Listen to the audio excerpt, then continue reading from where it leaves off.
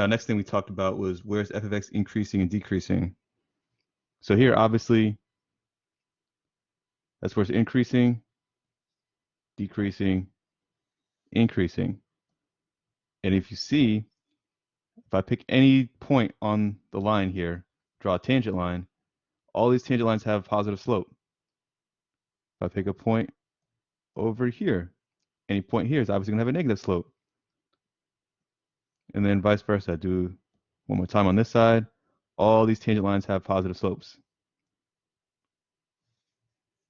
So f of x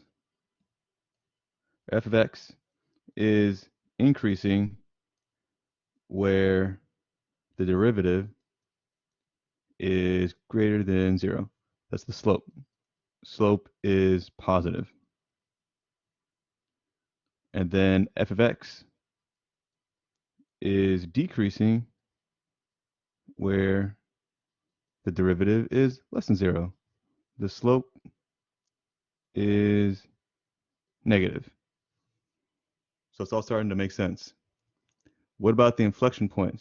So on this graph, your inflection point would be somewhere right, where's it here? So your inflection point, the slope of the inflection point can either be positive or negative depending on your graph. So for example, if, go the other way, if this was my graph, my inflection point would be right here and would have a positive slope. But on this one, it'd be a negative slope. So they're going to be either positive or negative. But one thing to note, and this is a trick question IB likes to give you sometimes, is at your critical point, what you should know is your graph is neither decreasing or increasing because the slope is not, its slope is 0. So sometimes they'll ask you a question, about is f of x increasing or decreasing at this point? You'll say absolutely not, because it's a critical point. It's neither increasing or decreasing. The slope is 0. And then when we looked at where f of x is increasing and decreasing, we said it's where when it's increasing, the derivative is positive, whereas decreasing, the derivative is negative. Let's look at this, same graph. So we see here that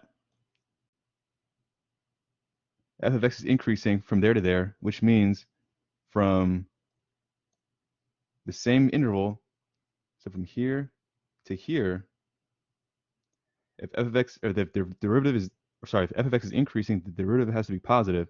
If you notice, this is our derivative graph. The entire thing is above the x-axis, which means this is all positive.